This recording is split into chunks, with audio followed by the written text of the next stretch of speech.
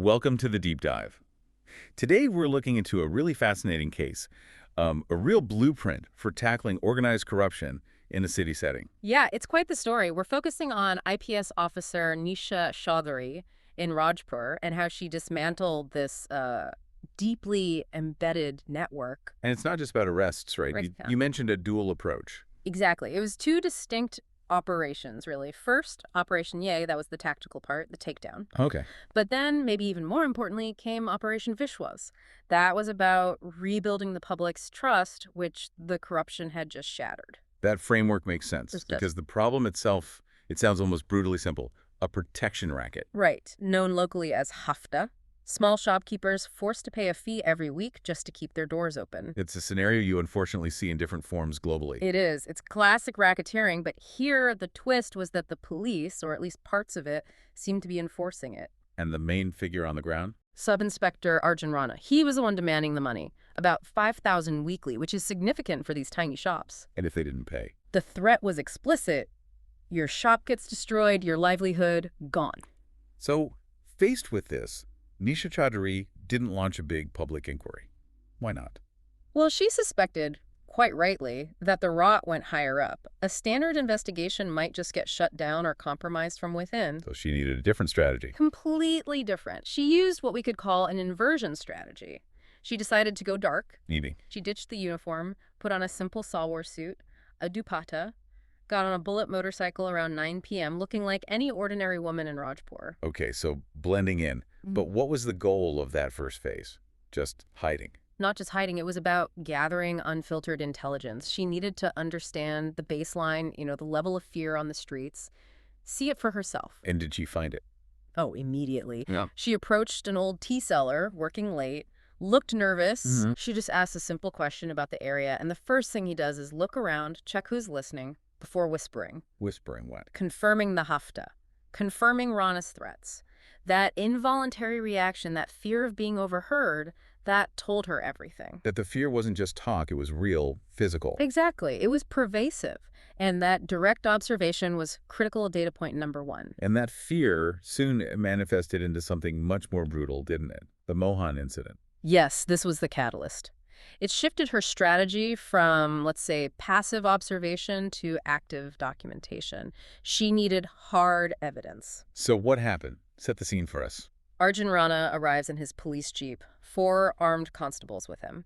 The sources describe him as tall, intimidating, with this poisonous smile. Not trying to be subtle then. Not at all. This was pure public intimidation, a show of force to keep everyone else in line. And Mohan? Mohan was a young guy, maybe 25, ran a small cloth shop. He actually refused to pay that week. He refused, knowing the risks. He pleaded with Rana, said he was saving the money for his sick mother's medicine, a desperate situation. How did Rana react? Coldly, utterly without empathy.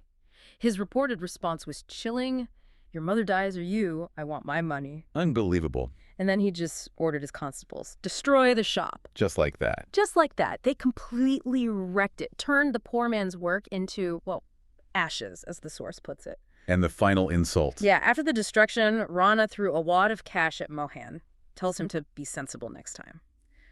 Calculated cruelty. But Nisha saw this. Crucially, yes, she was observing from a distance and recorded the entire incident on her phone. So now she has proof. Not just hearsay, but video evidence of the extortion and the violence. Exactly. Undeniable proof of the coercion mechanism. This gave her the leverage, the legal basis, to really escalate things. But she knew Rana wasn't the end point. Right. His confidence, the system allowing this, it screamed higher protection. Precisely. She realized she wasn't just dealing with one bad cop. It had to be a network. Bigger people, she suspected. Maybe politicians, maybe senior police officials. So the strategy had to shift again. Yes, from targeting Rana to mapping the entire network. She needed to follow the money, understand the hierarchy. Which led to the next disguise. Undercover phase 2. She became a fruit seller. Why a fruit seller? It's quite brilliant, actually. It allowed her to be stationary in public places for long periods without attracting suspicion. Perfect for surveillance. And did it work? Did she see anything? She did. She managed to get photographic evidence of Arjun Rana meeting another man behind a hotel, a man in a black coat. The politician. That's who it turned out to be. And she photographed Rana receiving a large bag from him. Clear evidence of cash flow, connecting Rana to someone powerful. Okay, so the network is starting to take shape. But photos were one thing. She needed more, faster. Right. Surveillance is slow work, and people were suffering daily. She needed definitive proof of the scale of the operations. This meant taking a bigger risk. Which involved her assistant. Yes, Rajesh. Described as brave, sharp, she tasked him with physically tracking Arjun Rana's movements. A very dangerous assignment. And he found something significant. He hit the jackpot, in intelligence terms. He followed Rana to this deserted warehouse. Inside, stacks of cash, weapons, even accountants managing the books. Accountants, wow. So this wasn't just street-level extortion anymore. No, this was a sophisticated criminal enterprise, a parallel financial system built on fear. Rajesh tried to document it. He started recording video inside the warehouse, capturing the sheer scale of it all. But he was spotted. Oh, no. He was chased, caught, and beaten brutally. Yeah. The risk became reality. It did. It shows you the pressure Nisha was under, the stakes involved. She risked her most trusted aide to get the evidence needed to bring down the bosses, not just Rana. But even then, Rajesh managed to help. His contribution was immense, even after being caught. His last call to Nisha, apparently while injured, was to confirm the evidence was in that warehouse. And then the line cut. But later, recovering in the hospital, barely conscious, he gave her the final critical piece. what was that? The location of the CCTV backup hard disk for the area around the warehouse. Hidden. Tucked away in a locked cupboard in some dusty old library. The hard disk. That sounds like the smoking gun. It absolutely was. Nisha secured it immediately. They got it to forensics, secretly. And the analysis. It changed everything. The frontage was clear. High-definition video showing Arjun Rana, the Deputy Commissioner of Police, the DCP, and the man in the black coat, the politician. All together. All together, sitting around a table in that warehouse, counting huge piles of cash. Wow. That's undeniable. Conspiracy, corruption, right up the chain. Overwhelming evidence. It linked the street-level enforcer, the senior police command, and the political protection, the entire syndicate caught on tape. So this evidence paved the way for the actual takedown. Yes. Operation Yay. The planning began immediately. Intelligence revealed the entire network was meeting the very next night at a major hotel. They were planning their next moves, finding new hideouts, and, chillingly, discussing the plan to finish Nisha. They knew she was closing it. So she knew they were meeting and knew they were targeting her. What did she do? She decided to infiltrate the meeting herself. Yeah. Undercover Phase 3. How? She must have been known by then. Disguised as a waiter, complete with a tiny hidden camera in her collar, she walked right in. That takes incredible nerve. Absolutely. And she recorded their conversation, not just the plans, but their mindset. Did she capture anything specific? The key dialogue. Arjun Rana expressed worry about Nisha, calling her cunning, saying she was getting too close. And the politician? The politician reportedly laughed and said, then finish her. He actually said that, on camera. Recorded, clear as day. Conspiracy to commit murder added to everything else. So now she had everything. The conspiracy, the financial crime, the intent to kill. Everything needed for a coordinated strike. The takedown was planned for that night, leveraging the element of surprise. How did it unfold? Simultaneous raids. 3 locations hit at the exact same moment. Which locations? The warehouse Arjun Rana was caught there, red-handed with the cash and weapons. Yeah. The DCP's office, the deputy commissioner himself, was arrested at his desk. Right.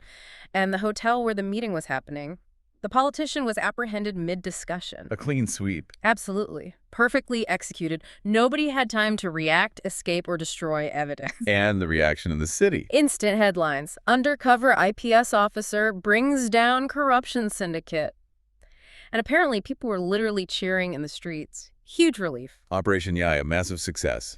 Yeah. The bad guys caught. Justice served, right? Well, yes and no. The criminals were caught. But Nisha realized the job wasn't finished. Not even close. How so? Her diary entry from that night says it all. Something like, those who looted were caught, but those who remained silent are also guilty. Ah. So tackling the network wasn't enough. She had to tackle the culture of silence that allowed it to thrive. Exactly. This is where Operation Vishwas comes in. Yeah. Rebuilding trust. Because the arrests didn't magically erase the fear. And she found evidence of that lingering fear. Directly, she spoke to Mohan, again, the shopkeeper whose place was destroyed. Yeah. He told her, some people were still paying hafta, even with Rana and the others gone. Still paying. Why? Habit, maybe, but mostly fear. Mohan said the fear is still alive. The trauma ran deep, the system was broken, but the conditioning remained. So how do you even begin to fight that? Fight silence, fight fear itself. Operation Vishwa started with a practical step, a confidential helpline number, a safe way for people to finally speak up without fear of reprisal. Do people use it? The response was immediate and overwhelming. 3 calls the first day, 60 calls by the third day. It just exploded. So the dam broke. People Yeah. wanted to talk. Desperately, they just needed a safe channel. And the stories that came out, they painted a picture of years of quiet suffering. Any particular calls stand out? One really hit hard. A call from a woman, her voice shaking. Her husband, who owned a sweet shop, had committed suicide 3 months earlier. Because of the extortion. Yes, driven to despair by the constant demands. She had tried to file a report, an FIR back then. The police dismissed it, said there was no evidence, brushed her off. Unbelievable. Adding insult to unimaginable injury. Nisha went to visit the woman, visited the now-closed shop, and she found the proof the police ignored. What was it?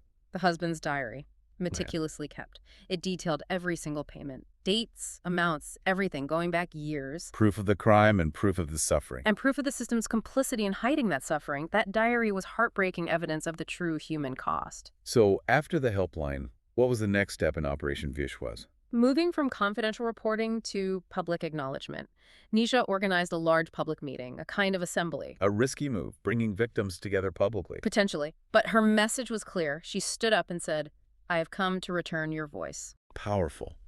How did people react? It was incredibly emotional, apparently. An elderly man stood up, spoke about the extortion he'd endured silently for 15 years. 15. And once he spoke, others followed. In the end, 72 people gave public testimony that day, sharing their stories, validating each other's experiences. Breaking a collective silence. Exactly, reclaiming their voice, their dignity.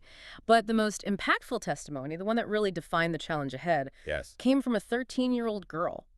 Her father's shop had been burned down by Rana's goons. What did she say? She stood up, looked directly at Nisha and the officials, and said, "Policemen were gods to us, but the gods burned us." Oh, well. That just cuts right to the heart of it. It absolutely does. It crystallized for Nisha what Operation Vishwas was truly about. Not just fighting corruption, but fighting that profound sense of betrayal, fighting broken trust. So Operation Yai took down the network with evidence. Operation Vishwas aimed to heal the community by confronting the silence. That's the essence of it. You need both. The tactical takedown requires infiltration, surveillance, overwhelming forensic proof. Like the hard disk, the recordings. Right. But achieving real, lasting justice means tackling the fear, the silence, the complicity that allowed the corruption to fester for so long. That requires building trust, platforming victims, public reckoning. It's a remarkable story, really. The dual strategy is key. Take down the actors, then dismantle the culture that enabled them. And it leaves you with a pretty challenging thought, doesn't it? The core syndicate was maybe a handful of powerful, corrupt individuals. Right. Rana, the DCP, the politician. But what gave them their power, what sustained that system for years, wasn't just their actions, but the silence of thousands, the fear. So the final question for you, the listener, to think about is this. When fear becomes a bigger weapon than actual physical force, what does that mean for society? And is the duty we might feel to speak truth, to expose wrongdoing, always heavier than the very real human instinct to protect oneself and stay safe? Where does that balance lie? A profound question indeed, something to definitely mull over.